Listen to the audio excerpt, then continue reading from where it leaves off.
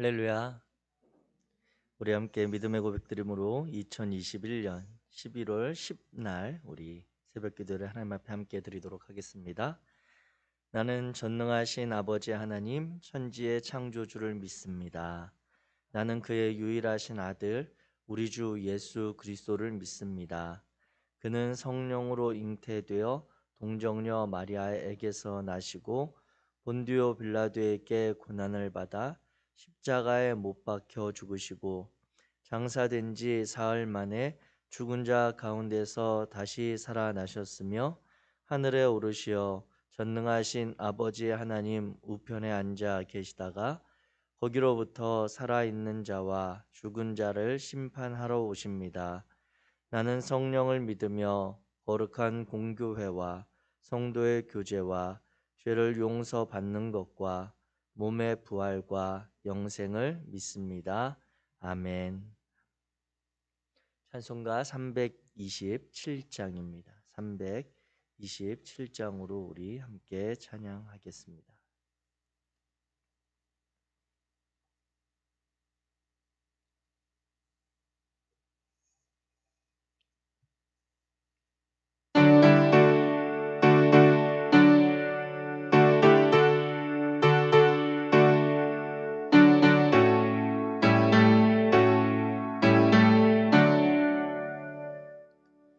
주님 주신 화평 믿음 얻기 위해 너는 정성껏 기도했나.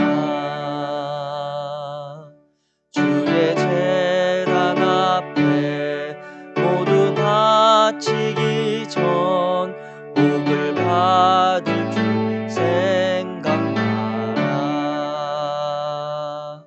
주의 제단에 산제사 드린 후에 주 내 맘을 주장하니 주의 뜻을 따라 그와 동행하면 영생 복락을 누리겠네. 주의 밝은 빛에 항상 활동하며 선한 사업 힘쓰겠나. 자유 얻으려면 주의 뜻을 따라 너의 모든 것 희생하라. 주의 제단에 산제사 드린 후에 주 내 맘을 주장하니 주의 뜻을 따라 그와 동행하면 영생 복락을 누리겠네. 주의 제단 앞에 모두 바친 후에 주와 온전히 사귀겠네. 주님 주신 기쁨 그의 주신 어찌 말로 다 형용하랴. 주의 제단에 산제사 드린 후에 주 내 맘을 주장하니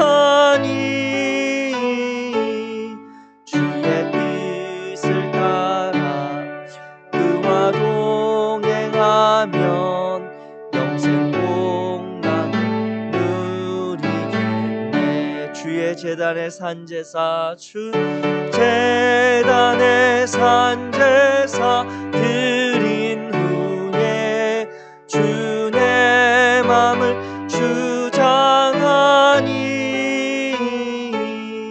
주의 뜻을 따라 그와 동행하면 영생 복락을 누리겠네.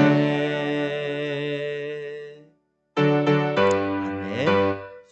시간 함께 나누실 하나님의 말씀은 사무엘상 3장입니다. 구약성경 사무엘상 3장, 제가 가진 성경으로 412페이지, 사무엘상 3장 1절부터 21절까지 말씀을 오늘 우리 함께 읽고 또 마음을 담아 주님 앞에 기도하며 하루를 시작하기 원합니다. 사무엘상 3장 1절, 우리 다 같이 천천히 같이 읽겠습니다. 시작. 아이 사무엘이 엘리 앞에서 여호와를 섬길 때에는 여호와의 말씀이 희귀하여 이상이 흔히 보이지 않았더라. 엘리의 눈이 점점 어두워져 가서 잘 보지 못하는 그때에 그가 자기 처소에 누웠고 하나님의 등불은 아직 꺼지지 아니하였으며 사무엘은 하나님의 궤에 있는 여호와의 전 안에 누웠더니 여호와께서 사무엘을 부르시는지라. 그가 대답하되 내가 여기 있나이다 하고 엘리에게로 달려가서 이르되 당신이 나를 부르셨기로 내가 여기 있나이다 하니 그가 이르되 나는 부르지 아니하였으니 다시 누우라 하는지라. 그가 가서 누웠더니 여호와께서 다시 사무엘을 부르시는지라. 사무엘이 엘리에게 가서 이르되 당신이 나를 부르셨기로 내가 여기 있나이다 하니 그가 대답하되 내 아들아 내가 부르지 아니하였으니 다시 누우라 하니라. 사무엘이 아직 여호와를 알지 못하고 여호와의 말씀도 아직 그에게 나타나지 아니한 때라. 여호와께서 세 번째 사무엘을 부르시는지라. 그가 일어나 엘리에게로 가서 이르되 당신이 나를 부르셨기로 내가 여기 있나이다 하니 엘리가 여호와께서 이 아이를 부르신 줄을 깨닫고 엘리가 사무엘에게 이르되 가서 누웠다가 그가 너를 부르시거든 네가 말하기를 여호와여 말씀하옵소서 주의 종이 듣겠나이다 하라 하니 이에 사무엘이 가서 자기 처소에 누우니라. 여호와께서 임하여 서서 전과 같이 사무엘아 사무엘아 부르시는지라. 사무엘이 이르되 말씀하옵소서 주의 종이 듣겠나이다 하니 여호와께서 사무엘에게 이르시되 보라 내가 이스라엘 중에 한 일을 행하리니 그것을 듣는 자마다 두 귀가 울리리라. 내가 엘리의 집에 대하여 말한 것을 처음부터 끝까지 그날에 그에게 다 이루리라.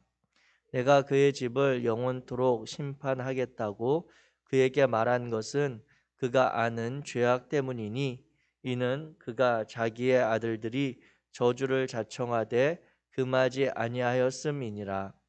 그러므로 내가 엘리의 집에 대하여 맹세하기를 엘리 집의 죄악은 제물로나 예물로나 영원히 속죄함을 받지 못하리라 하였노라 하셨더라.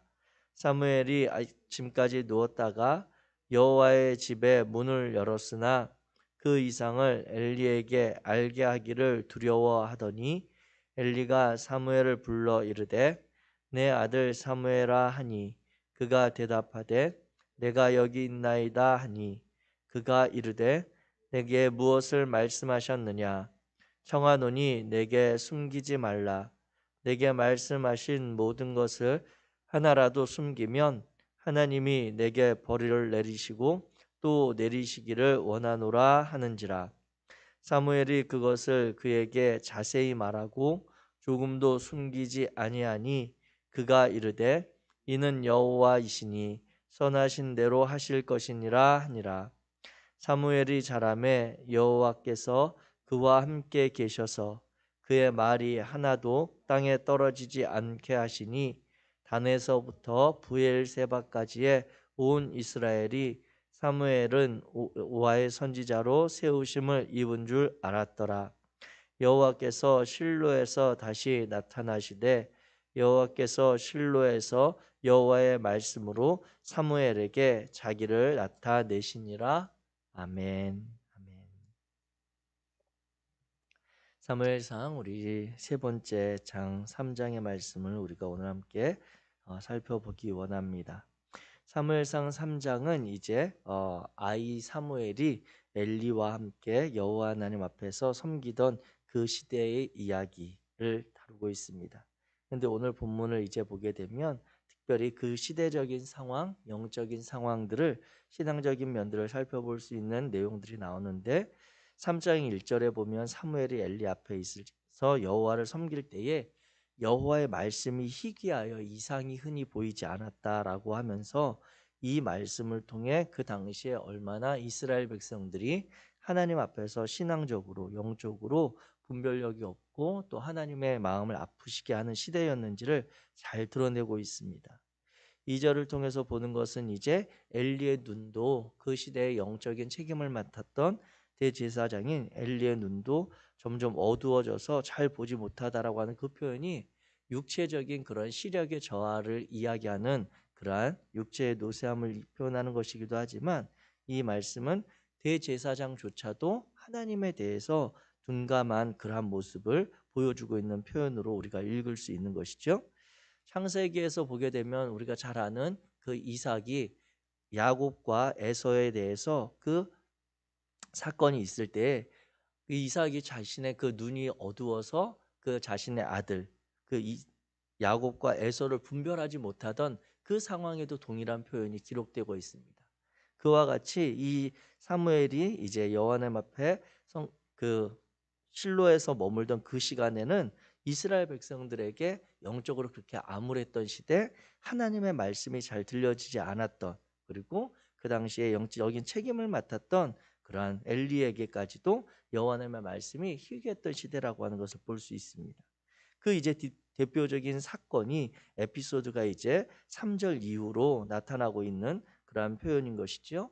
사무엘이 이제 성막에 모든 불이 다 꺼지고 그 하나님 앞에 궤 있는 곳에서 사무엘은 홀로 누워서 이제 잠을 청하는 그 시대 가운데 하나님께서 사무엘을 부르시는 그러한 장면들이 나옵니다. 그런데 사무엘도 그 이전까지 사무엘이 아직도 어려서 그럴 수도 있습니다. 사무엘이 성년이 되지 못했거나 오늘 본문에 나타난 아이라고 하는 3장 1절의 이 표현이 그 시대적인 이 표현으로 봤을 때 단순히 소년기를 뜻하기보다 청년기까지도 아우르는 그런 시대인데 이 표현을 통해 볼 때 사무엘이 이 엘리에게 맡겨졌을 때 나이를 3살 정도로 보거든요. 젖을 땐 이후로 맡겨졌으니까 3살 이후로 이제 청년기를 보내는 그 시기까지 한 번도 하나님의 말씀을 듣는 그러한 모습을 엘리 곁에서 보지를 못했던 거죠. 그렇기 때문에 자신이 하나님의 궤 앞에서 자고 있을 때 누군가 자신을 부른다라고 하는 것은 엘리 대제사장 말고는 없는 거예요. 그렇기 때문에 그 소리가 들릴 때 사무엘이 첫 번째로 달려갔던 그러한 이가 바로 엘리였던 것이죠. 가서 저를 부르셨습니까? 이렇게 2번이나 물어봤는데 아니다, 내가 너 부르지 않았다, 그냥 가서 자라 라고 이야기하는데 3번째 다시 그 소리를 듣고 엘리에게 동일하게 이번에도 저를 부르셨습니까? 라고 다시 확인했을 때 엘리가 그에게 이야기하기를 보면 9절 말씀에 다시 한번 그가 너를 부르시거든 네가 말하기를 여호와여 말씀하옵소서 주의 종이 듣겠나이다 하라 하고 사무엘을 다시 돌려보냅니다.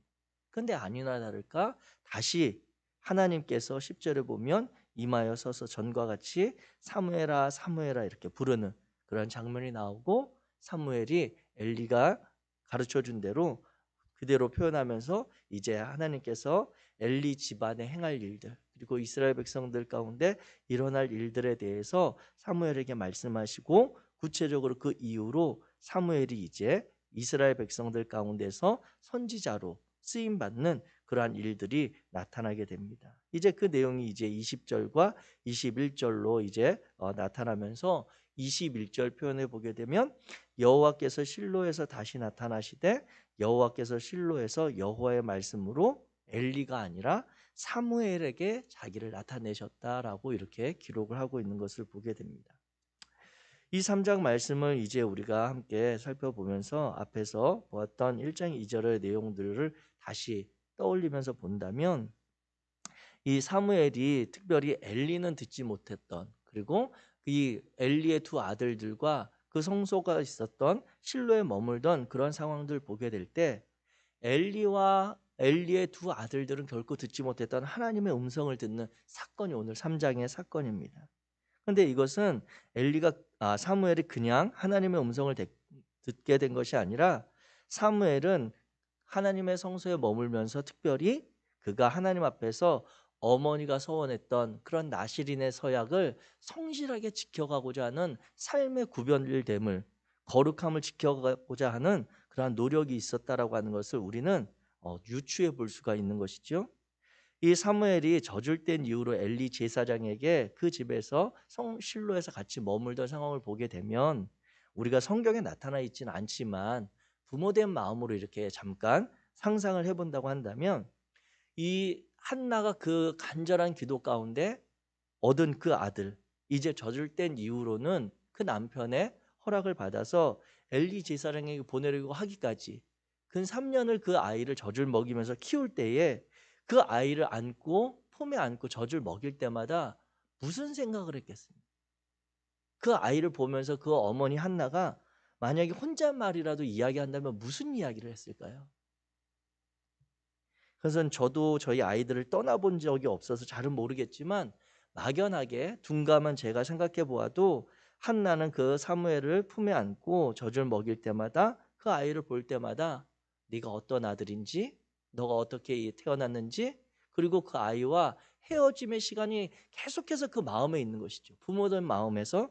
그러면서 너에게 해줄 이야기, 내가 이렇게 간절히 기도했고 하나님께서 너를 나에게 선물로 주셨고, 내가 너를 엘리 제사장에게, 즉 하나님에게 너를 다시 드리고자 하는 그 삶이 있으면서 그 아이를 보면서 끊임없이 너는 이런 삶을 살아야 된다, 너는 거룩하게 살아야 된다, 하나님 앞에 포도주와 독주를 멀리하고 부정한 것을 멀리하고 머리에 삭도를 대지 말는 그러한 삶을 살아야 된다라고, 그가 하나님과의 맺은 관계를 잊을 수가 없는 것이죠. 왜냐하면 하나님 앞에 드렸던 서원이고 그것을 신실하게 지켜가고자 남편에게도 허락을 받은 상황이었기 때문에, 이 한나는 계속해서 그 사무엘에게 그를 바라보면서 기도하면서 그를 양육했던 시간이었지 않았을까라고 유추해 볼 수가 있는 것입니다.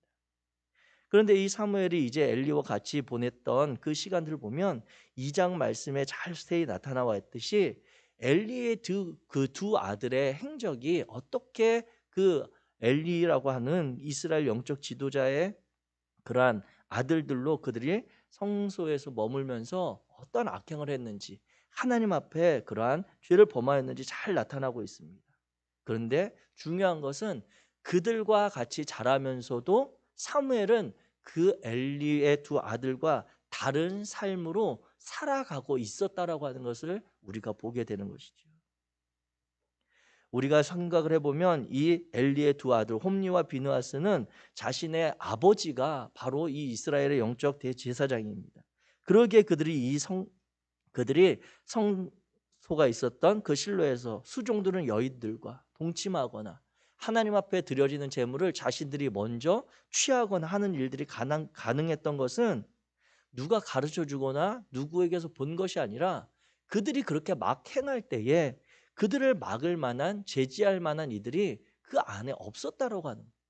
그것이 가능했던 이유는 그 시대 가운데 가장 존경받는, 아니 사람들에게서 인정받는 많은 영향력과 권한을 가진 이가 바로 그들의 아버지였기 때문인 것입니다. 그렇게 콤리와 비느하스가 막 나가도 그들의 삶을 그렇게 감히 하나님의 성전에서, 그것도 회막문 앞에서 그 수종도는 여인들과 동침했을 때 그들을 제재할 수 없었다라고 하는 것은, 그들이 그와 같은 삶을 살 때 그 아버지의 이름이, 그 엘리라고 하는 존재가 그들에게 큰 그러한 영향력을 발휘했다라고 하는 것이죠. 그런데 이 사무엘이 이 엘리와 같이 지낼 때에 오늘 본문에 보게 되면 6절에서 이 사무엘을 대하는 엘리의 마음이 살짝 엿보입니다. 6절 뒷부분에 보게 되면 이 당신이 나를 부르셨기로 내가 여기 있나이다 하니, 그가 이 엘리가 사무엘에게 대답할 때 내 아들아 이렇게 표현하면서 그를 사무엘을 표현하거든요. 내가 부르지 아니하였으니 다시 누우라 하니라라고 하는 그 표현을 볼 때, 사무엘이 엘리와 같이 그 집에 거하면서 지낼 때에 특별히 엘리가 이 사무엘을 더 두 아들보다 애정을 갖고 대했는지 않았는지는 알 수 없지만 이 사무엘에 대해서 종이나 그 집안에 막 다루는 그런 사환처럼 사무엘을 대하지는 않았다라고 하는 것을 우리는 엿볼 수가 있는 것입니다. 그렇다면 이제 이 집안의 분위기를 볼 때 엘리라고 하는 대제사장과 그리고 그 아버지를 힘입은 두 아들, 막강한 힘, 그리고 그 사회 안에서 제사와 모든 것들을 함부로 하는 그 두 아들의 모습을 볼 때 이 사무엘이 느끼는 감정은 자신도 그 엘리의 제사장을 사랑을 받고 그 안에서 지내지만 그 형들인지 아니면 동생들인지는 정확하게 알 수 없습니다만 아마 형들이겠죠. 그들의 모습을 보면서 사무엘도 당연히 따라하고 싶은 그런 마음이 은연중에 나타나는 것입니다. 막 하고 싶은 마음, 자기가 안에서 일어나는 감정대로 자기의 생각대로 해도 누가 막지 않을 것과 같은 그런 모습들. 또 드라마나 요즘 우리의 사회 단면에서 보듯이 실제적인 그러한 적자 그리고 어떤 그러한 정통성을 가진 이들과 다르게 어떤 서자라든지 아니면 그 영역 안에 있는 것 같으면서도 실제적인 정통성을 갖지 못한 이들의 비행의 모습들, 그들의 감정적으로 꼬여 있거나 어긋난 그러한 모습들을 우리가 많이 보지 않습니까? 그렇다면 사무엘이 어쩌면 홈리와 비느하스보다 그 성소 안에서 아니면 다른 일들로 자기의 비행이나 일들을 훨씬 더 드러나지 않게 많이 행할 수 있는 여지도 분명히 있었을 것입니다. 그런데 그렇지 않다라고 하는 것이죠. 오늘 우리 청소년들이나 청년들의 문제 그리고 사회적으로 큰 심각한 범죄를 다루는 사람들에 대해서 사회가 판단할 때 심리학적으로 정서적으로 이야기할 때 그 문제의 원인이 항상 빠지지 않는 것이 무엇이냐면 그들이 어렸을 때 아니면 그들이 성장기에 가정이 불우했다. 부모가 그들에게 제대로 된 돌봄과 그러한 관리를 해주지 못했다라고 하는 것들이 빠지지 않고 거의 같이 나옵니다. 그래서 어찌 보면 그냥 일반적으로 생각해 보면 우리가 이 사회에서 큰 범죄나 잘못을 저지르는 그러한 범죄자들이 되는 데는 가정의 문제가 있다. 그리고 가정이 불우하면 다 사회적으로 저와 같은 범죄자가 된다라고 하는 그러한 논리처럼 설명되는 것을 보게 되는데 가만히 생각해 보면 가정이 어렵다고 가정의 형편이 어렵다고 모두가 엇나가는 거 아니거든요. 부모님들이 어떤 사정이 있어서 그 자녀들을 잘 돌보지 못하거나 부부간의 문제로 인해서 그 가정이 그 온전한 우리가 표현한 그 온전하다라고 하는 표현도 사실 문제가 있습니다만 이렇게 아버지와 어머니가 한 집에서 그 자녀들을 꼭 양육해야만 자녀들이 똑바로 건강하게 아니면 사회적으로 인정받는 존재로 성장한다? 이런 거 아니거든요.